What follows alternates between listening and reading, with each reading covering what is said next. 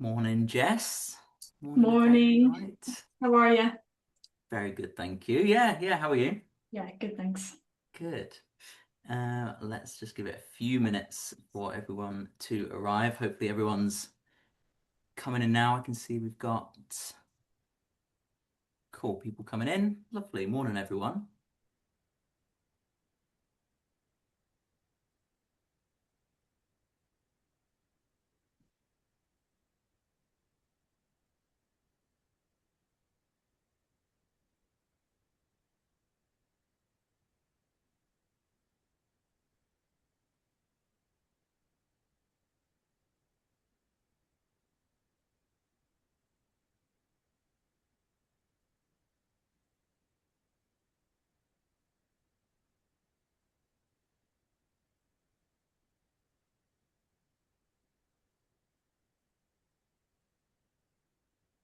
If you're just coming in now, we're just waiting a few minutes for everyone to join, and then we'll get going with the webinar.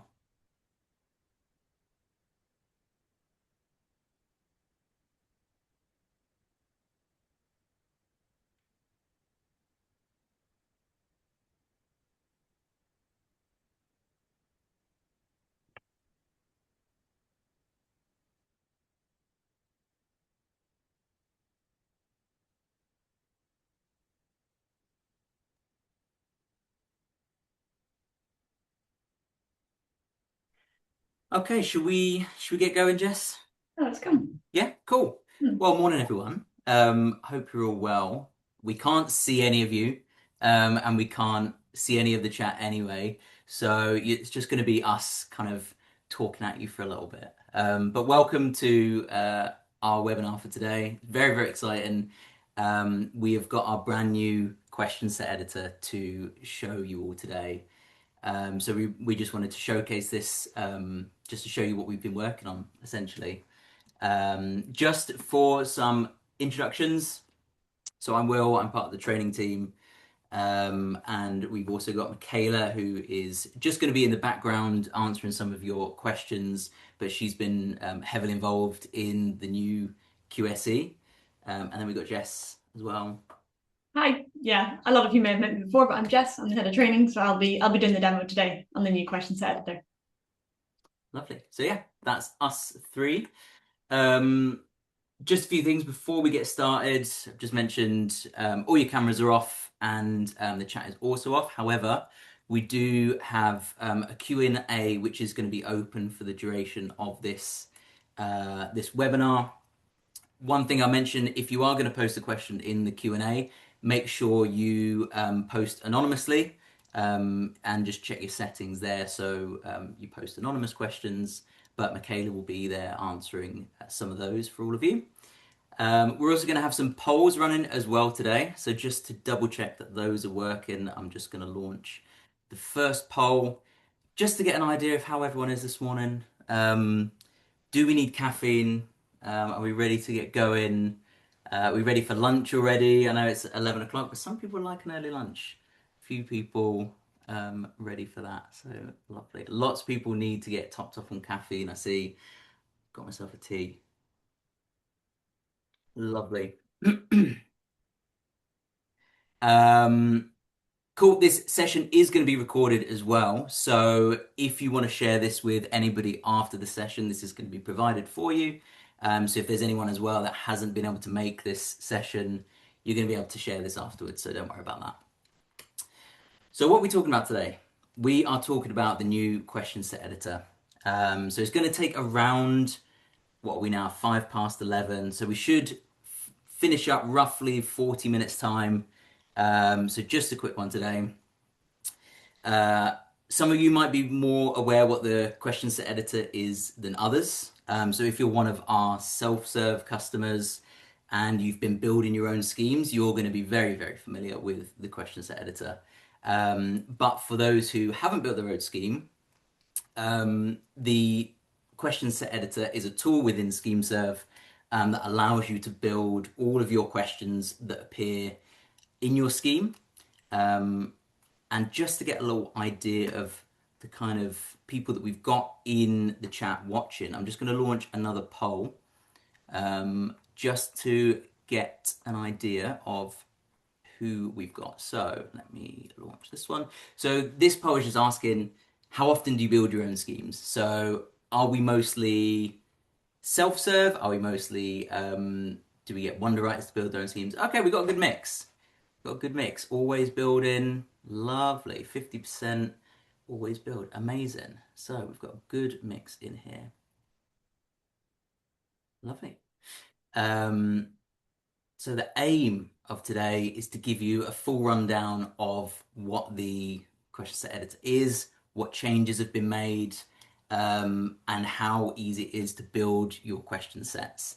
So if you aren't one of our self-serve customers, hopefully this will give you a little idea of what is kind of involved with that and might pique your interest into self-serve, which is a great option and lots of people are taking on.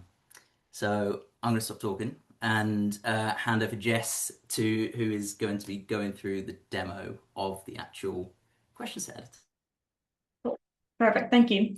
So yeah, as Will mentioned, I'm going to be doing a walkthrough, start to finish, of the new question set editor, and we'll just be having a look at kind of navigating around, having a look at the pages, the questions, how to save, how to publish, and then some other additional actions as well. So let me jump on. So when it comes to accessing the new question set editor, we'll access it like normal. So we head into admin and into the questions, and then we'll find your scheme. And so obviously, as I'm in the admin tab, that means admin level users will it'll need to be that permission level so that you can access the question set editor.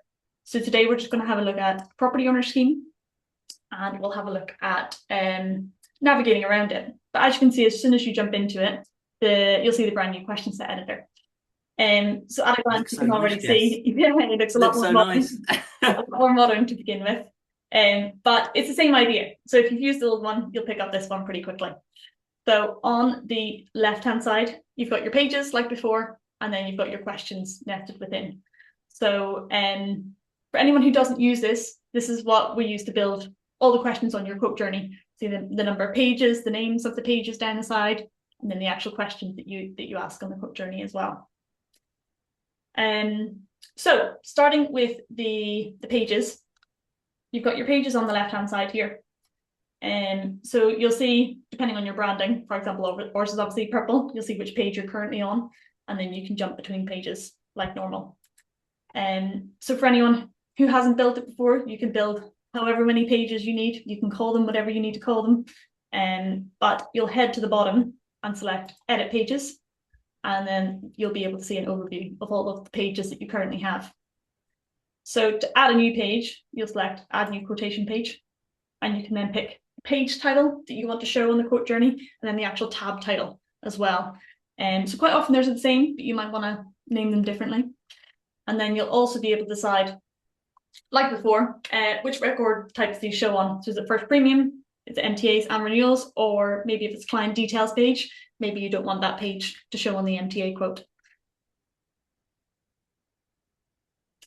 On the left-hand side then, we've also got triggers as well. So you'll be able to add a new trigger. You'll be able to use a system ID. So depending on a certain question, if a certain answer is equal to yes, for example, then this page can be hidden or it can always show, depending on whatever your trigger might be. So just looking at the overview of all of the pages, when you're on this view, you'll be able to click the drop down and you'll be able to view all of the questions at a glance that are on this page. What you'll also be able to do is drag and drop quite easily as well, just if you ever need to reorder your pages. It's a lot more intuitive, that, isn't it? A lot more intuitive. The drag and drop is one of my favorite things to use on this page. Just if you make a mistake, before it was quite a task to rearrange everything. Exactly, yeah. Now it's quite easy. Exactly, yeah. So some of the new functionality, what we now have is you can just clone pages as well, just in the bottom right here. You can click clone. So again, that'll clone the whole page and all of the questions that are within that, as well as if you already have triggers on that page or triggers within those questions, you can then clone that. And again, that's quite handy when it comes to making changes. If you ever need to move things or move a whole page or anything like that, you'll be able to just clone it and rename it or whatever it might be. What you'll also see is some additional visuals as well. So like before, we've got the dotted line around a page or a question to flag that there's a trigger on this page, but you'll also see additional little visuals here. For example, this page has a trigger. We'll see even more of those when we have a look at the questions in a minute as well. So jumping into some individual questions then. So we'll jump into client details. So these are all the questions that I have built under my client details. And then when it comes to adding a question, we have 3 options, basically. So like before, you can add a question at the bottom of the page. And then you can drag it and reorder it. One thing to note is when you add a question, you can just drag it and drop, and you don't actually have to save and publish. So previously on the old editor, you had to add a question, then you had to publish it, and then you had to drag and drop. But also the next functionality, hopefully, will kind of save having to do that anyway. So step 1, you can add it at the bottom, but option 2, you can also add questions mid-page or at the very top of the page as well. So I can add a question at the very top here. So this is relevant for my normal questions like client details, also things like multi-page that we'll have a look at in a minute. And again, it's going to be a lot easier when you can add a question at the very top of your multi-page. You no longer need to add it at the very bottom and then very carefully drag it up. And you notice with a lot of these changes, they've all been made to save time. Like when you're building your scheme and you've got a huge page, maybe you've got loads of hidden questions, rather than having to scroll up every time or drag things up, you can put the mid page if you need to add something in. So all of these little things are going to be designed to shave off those minutes to hopefully make building your question set a lot faster and save you time. Definitely, yeah. So if we jump into an individual question, so if I just add one at the top of my page here, we've got the individual question editor here. So at the very top, we've got 2 options. We've got a standard question, just if you want a data capturing question on your quote journey, or a calculation question, sorry. For example, anything that you want to show on your matrix tab. We then have the question type. So this could be a text box field, it could be a drop down, a checkbox, or a large text field, or whatever it might be. You then have your system IDs as well. So you'll be able to create your system IDs. You can then lock them in. And what you can then also do is you can come back to this and you can edit your system IDs quite easily as well. And there is just a bit of a safety net here to flag to you how significant it is when you change the system ID. Anyone who builds schemes knows the knock-on effect that can have on other parts of your schemes. But you can jump in and you can change your system ID from here. You then got your title, your description, any help tips you want to add as well. So you can also add in some basic HTML as well, underlining, bolding, whatever you want to show in your quote journey. Similar to pages, you've got when you want this question to show on which records. And then some new functionality at the bottom, we have the option to hide the question. So previously you had to add a trigger that always hid the question, but now you can just hit hidden and that will always hide that question on the quote journey. For anyone who doesn't build schemes, that might be for some questions that you need in the background captured and that you do need maybe for a report or something else down the line, but you don't actually want it to show on the quote journey. And then like before, you have the same functionality at the bottom. If it's a read-only question, if it's required, and if you want that question to be reset if it's ever hidden. So if we just decide to use a drop-down question, for example, we will see on the left-hand side, we've got value, and then this is where you can add in all of your choices.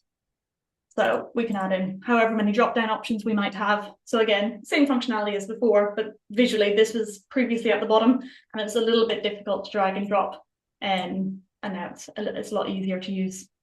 But you'll see those dot icons all over this new question set editor, and that's just the drag and drop feature. So a lot of the new pages have that feature, which is definitely useful in building your scheme. Exactly, yeah. So at the bottom then you can choose your default value if you want it pre-populated in the quote journey, and then also if you want it to be an autocomplete on the quote journey as well. So we can then add in some validations as well. So for example, if this question is equal to, let's say, 1001 or whatever it might be, you can have certain messages pop up in the quote journey. For example, the maximum value is 1,000, or whatever the message is that you want it to be. It's completely up to you what it's about and what it says. And what's worth noting is anything that is unsaved on your question set will be in this kind of shaded color, so that it's clearly flagged to you that there's been changes made that currently haven't been saved yet.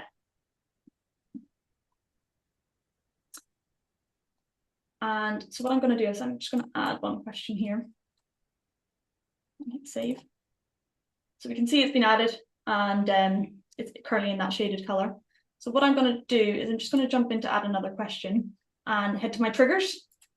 So when we add triggers work like they did before. The only difference being we can now use questions. You can see that very first one there that haven't yet been published. So previously, if you wanted to use a question in a trigger for another question, you had to hit publish, and then you had to come back and build the trigger. So you no longer have to do that.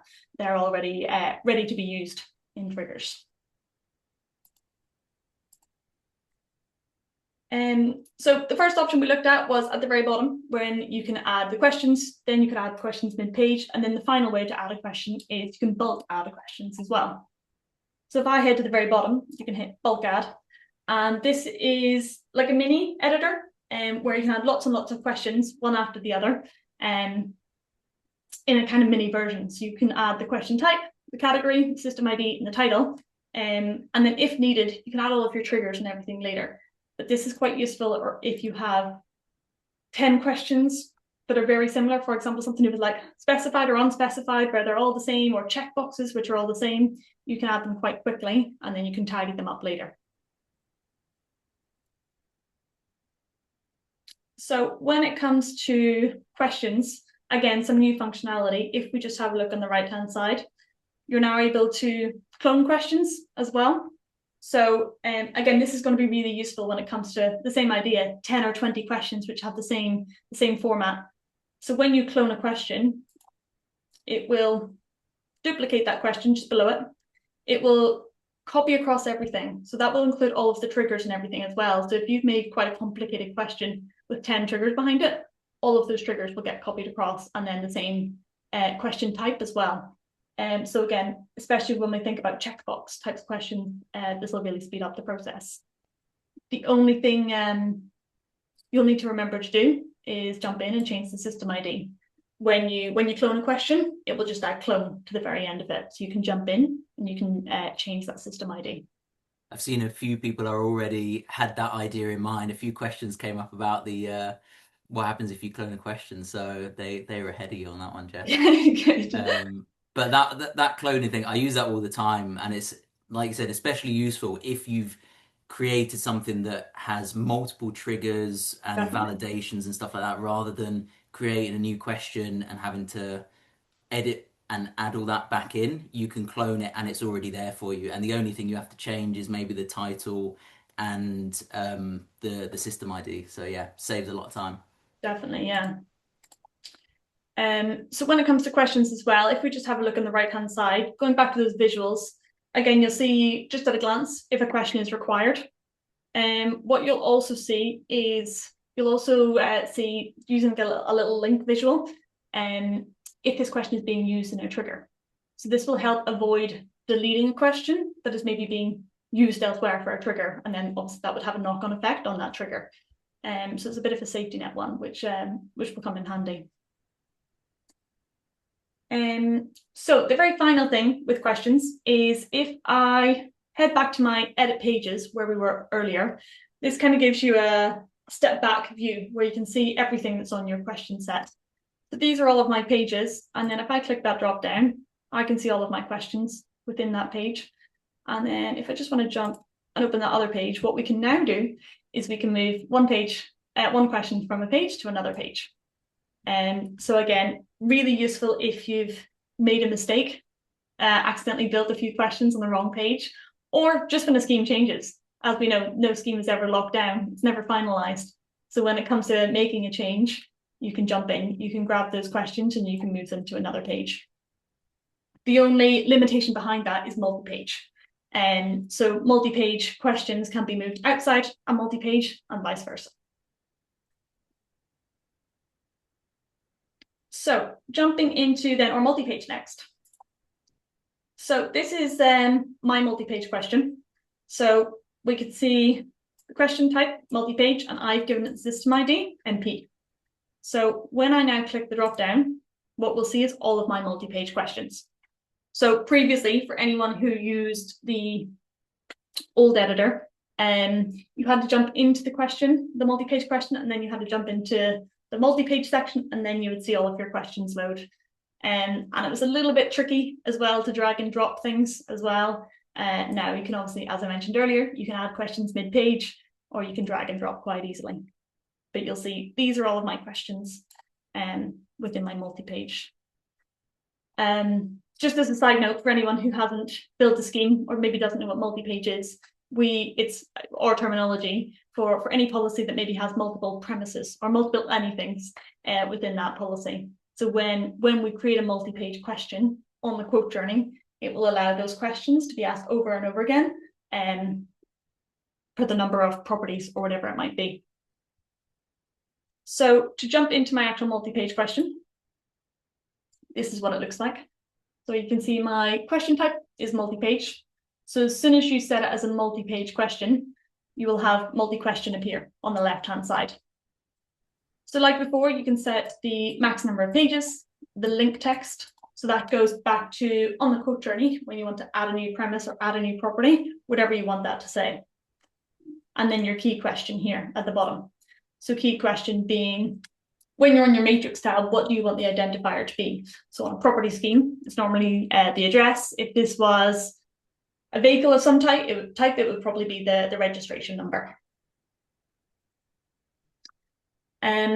So then the final two things with multi-page are these last two tabs at the top here, charges and modifiers. So charges, in my property scheme, this is going to be all of my charge rows that are going to show on the multi-page. So for example, all of my sums insured. So again, if we think back to the old questions to editor, this was at the very, very bottom of the multi-page. We had the questions and then we had the charge rows. So the way this works is you'll add in the name, the system ID, and which risk group it belongs to as well. And then the second tab along is modifiers. So again, previously this was loads or discounts at the very, very bottom of the multi-page. But these are all the loads and discounts that would be calculated, in this case, per property on this scheme. So again, you'll build in all the loads and discounts that you want to have and which risk group they belong to on your matrix tab. Like everything else, you can drag and drop these quite easily and add new ones as need, and then drag them up to wherever you want them to be presented as on your matrix tab.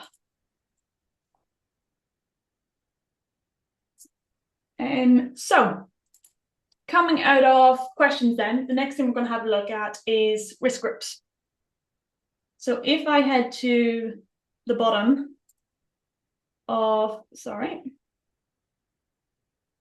if I head to the bottom of my pages here on the left-hand side, you'll see edit risk groups. So risk groups are all the different categories that we have on our matrix tab. Previously, this was cover details on the old editor. So now when we jump into edit risk groups, we'll see all of my risk groups presented here. So like before, you'll always be presented with a main risk group to begin with, and then you can build out all your all your risk groups that you want to add to your scheme. So in this case, we've got building contents, business interruption, and then some add-ons at the bottom as well. So every risk group will have an ID that you can just select and copy if you're ever using it, to maybe set commission in your rating file. And the main thing being, when you add a risk group, you can just drag this up and have it wherever you need to have it. Again, previously on the old one, it was a little bit difficult to drag and drop. So now you don't need to worry about too much about where you add them to begin with. You can always go back and tidy the risk groups as you need. Yeah, I think before it was very much you needed to plan very carefully what order things were entered in, whereas now it kind of you can create it and then go back and edit it if you have a change of mind at the end, or you have different requirements that mean you need to change things up. It's just it gives you a lot more flexibility, doesn't it? Exactly. Yeah, exactly. You don't need to plan as carefully as you did before. So we'll jump into buildings to begin with. So this is my building's risk group. We've got the name that we want it to be called. We've got the report name as well, if it is any different, a default insurer, and also the color as well. So the color just is relevant to how this is going to look on your matrix tab. And so if there's branding or anything that you want to kind of keep it aligned with your site. And then at the bottom, we can select if it's an add-on, and then some stuff to do with the border row as well. Similar to our multi-page, then we also have our modifiers. So again, this is just the loads and discounts for this risk group, but this is anything that wouldn't be in this case, per property. So if we have any loads or discounts that we can add, we'll add them in here, and then that'll be shown on the matrix tab. There are some, again, additional visuals here as well. You can see if this risk group is in use. So again, just a bit of a safety net to avoid you avoid deleting this if it's in use, and if it actually has modifiers as well. If you try to delete a risk group that has some stuff in it, it will ask you to reassign any of those rows just so that they're never lost. So anything in contents, you might well then reassign to buildings and rename it or anything like that.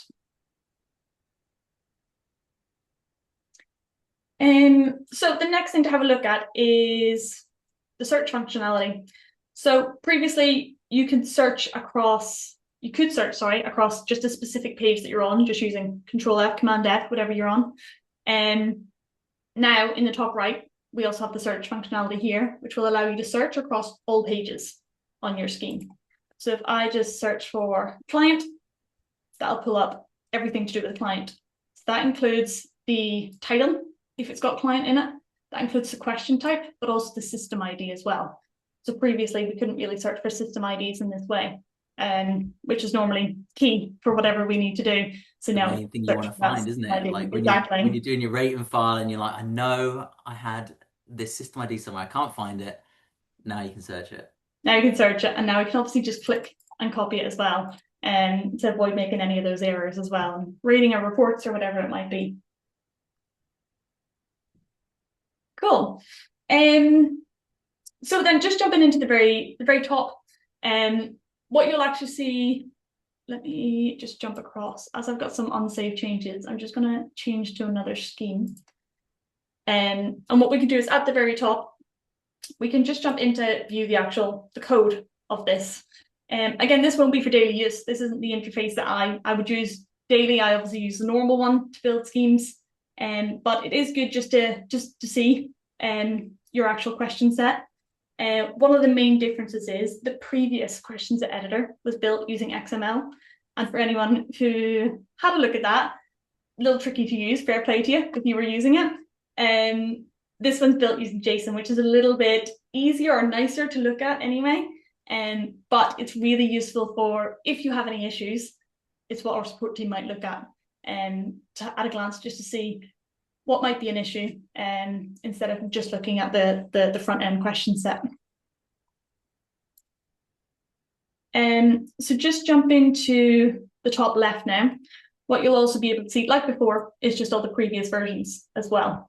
So you'll see who made all of the changes and stuff like that. What you can do as well is you can jump back. So if I go back to a really old one, you'll be able to see what it originally looked like as well. So what I'm going to do is I'll just jump into the latest one. And what you can do is if you hit compare, you'll be able to select an older version.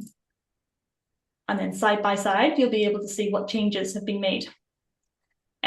So again, this isn't something that I would use day to day, but again, if there's any issues, it's something that the support team might have a look at, just to see if they can spot anything specific.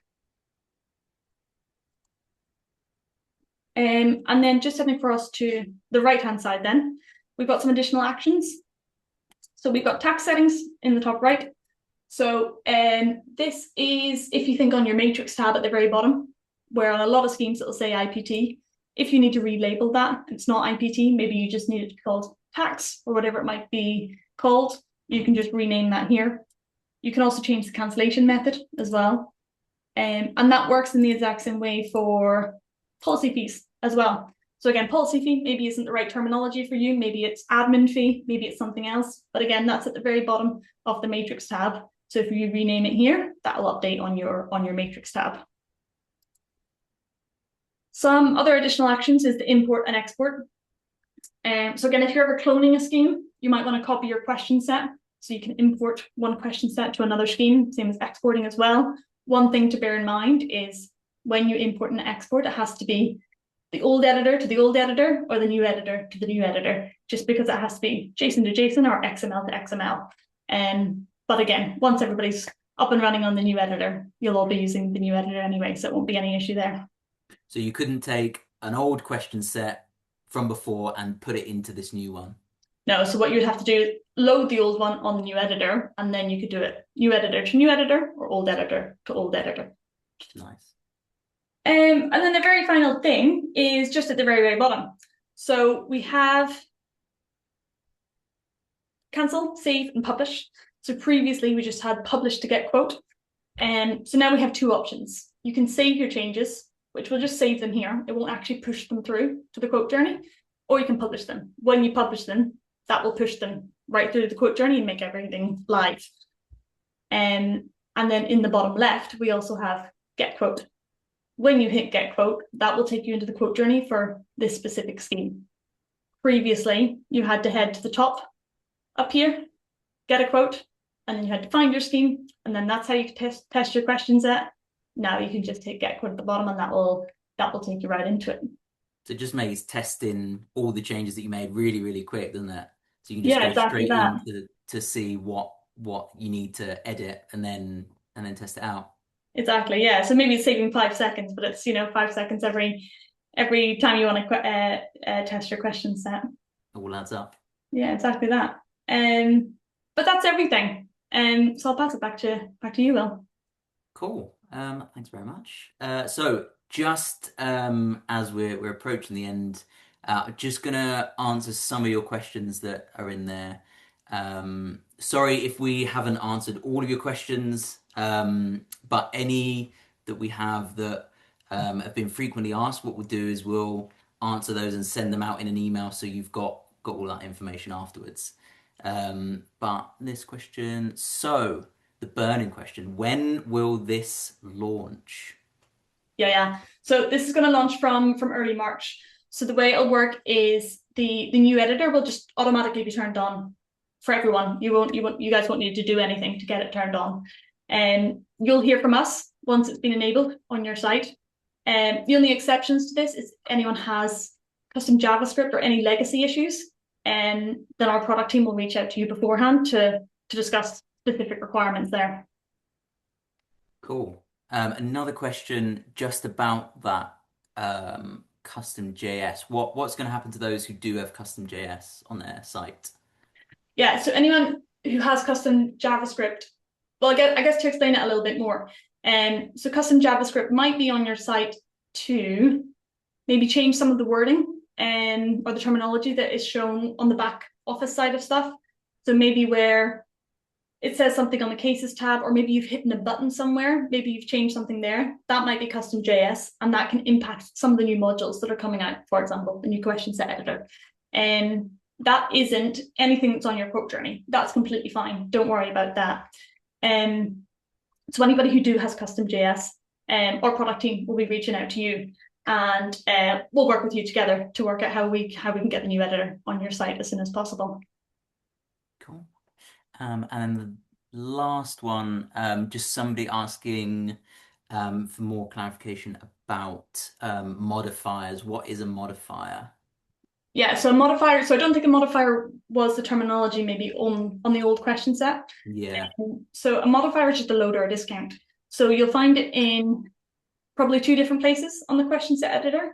So if you jump inside your multi-page, you've got your charge rows where you'll have your sums insured and stuff like that, and then you'll have modifiers. And modifiers can just be loads or discounts. So you'll find those within your multi-page, any loads or discounts that you want to be calculated per property. For example, an alarm. You'll maybe want a discount for every single property that has an alarm. But you'll also find it inside your risk groups as well. So for example, I think we had one for a minimum premium there. You might see that as a load or a discount. But basically any loads or discounts. It's just the terminology that we're using for that. Cool. Hopefully that helps people clear that up. Lovely. Okay, as I said, any other questions that you've got, we'll try and answer them later on and send the info on in an email. But just to kind of wrap up, what is next for people? What have we got? What are the next steps? What if they have more questions? Yeah, Yeah. So, I guess from that poll earlier, we noticed there's quite a big mix of people who have joined today. Some people who are maybe, you know, building schemes every day, but maybe this is a first for a lot of people to actually see the inside of scheme building. So if that is something that you now have a bit of an interest in, reach out to me. My calendar link will be on an email that's coming to you guys along with this recording. So reach out to me and we can just have a chat about what self-serve actually is, what scheme building actually is. But yeah, that link will be there for you guys to reach out to me. cool. And is there any training material that people have access to? Yeah, so as I mentioned, this recording will go out. So I'd recommend sharing it with anybody who's going to be using your editor. There will also be a mini demo attached as well, which is just like a 10-minute demo, which is good for like refresher training or anything like that. But there'll also be a manual to go through all the individual bits of functionality that exists, along with an interactive guide as well. If you're maybe better learning that way, to have a little click through and pick up on the new functionality from there. Cool, plenty of stuff for people to dig into on this. Yeah, exactly that. And also, like always, our obsessive support team, if you have any doubts about absolutely anything at all, our obsessive support team are always there to answer any questions that you might have. Great. Yeah, absolutely. So that's it from us. Thank you so much for joining and taking the time out of your day. Hopefully, that's been informative and given you a little sneak peek of what's to come. It's coming very soon, and we're excited to share it with you all. And I think one of the most important things to say is that this is just the beginning of a lot of new exciting things using this same kind of building blocks that we've created here. So yeah, we're going to wrap up there. Enjoy the rest of your day, and we'll be seeing you again. Well, thank you very much. See you later. Bye. Bye.